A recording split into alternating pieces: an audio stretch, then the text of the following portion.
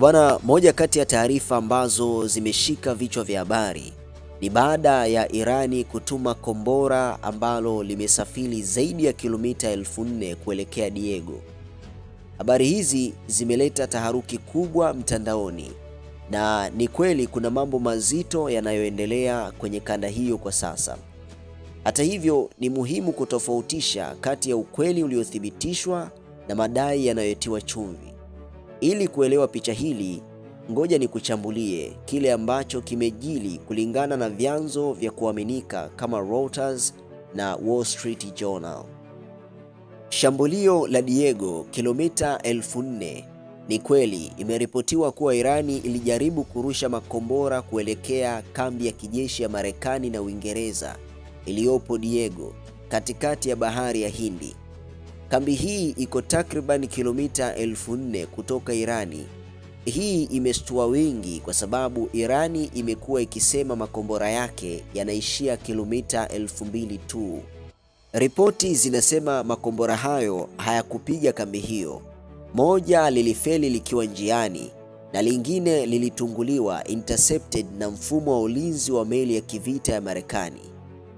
Wachambuzi wanakubali kuwa lengo la Irani huenda halikuwa uharibifu, bali ni ujumbe wa kijeshi kuonyesha kuwa wanaweza kufika mbali zaidi ya walivyodai awali. Kudunguliwa kwa ndege ya F-35. Hili ni tukio la kihistoria na ni kweli limetokea hivi karibuni. Machi 19, 2026, ndege ya Marekani ya F-35 ambayo inasifika kwa teknolojia ya kutoonekana kwenye rada ilipigwa na mashambulizi ya ardhini nchini Irani. Hata hivyo, ndege hiyo haikuanguka moja kwa moja. Ilifanikiwa kutua kwa dharura kwenye kambi moja ya Marekani Mashariki ya Kati na rubani yuko salama. Hata hivyo, Irani imeweka video inayoonyesha wakati ndege hiyo ikilengwa, jambo ambalo limezua maswali mengi kuhusu ufanisi wa teknolojia ya stealth dhidi ya ulinzi wa anga wa Irani. Silaha zisizojulikana na madai ya target 800. Kuhusu dai la kombora kupiga target 800 kwa kichwa kimoja, hapa kuna chumvi kidogo ya kijeshi.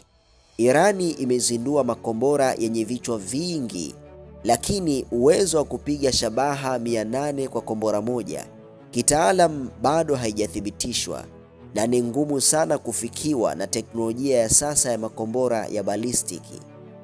Hata hivyo, ni kweli Irani imekuwa ikifanya maendeleo makubwa kwenye makombora ya hypersonic kama lile la Fata, ambayo ni magumu sana kuzuiliwa na mfumo wa sasa wa ulinzi. Je, Ulaya ipo hatarini? Kama Irani inaweza kupiga umbali wa kilomita 4,000, basi kijiografia ni kweli kuwa miji kama Munich, Paris na London ipo ndani ya uwezo wa kufikiwa na makombora hayo kutokea nchini Irani. Hili ndilo jambo linalozua hofu kubwa katika nchi za Magharibi kwa sasa. Dunia imegundua kuwa Irani imekuwa ikifanya takia, yaani ufichaji wa makusudi wa uwezo wake halisi wa kijeshi.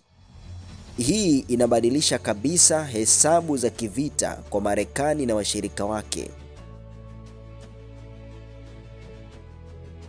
Kwa hayo na mengine mengi, usisahau kusubscribe, lakini pia usisahau kubonyeza hiyo alama ya kengele. Tukutane katika wakati mwingine.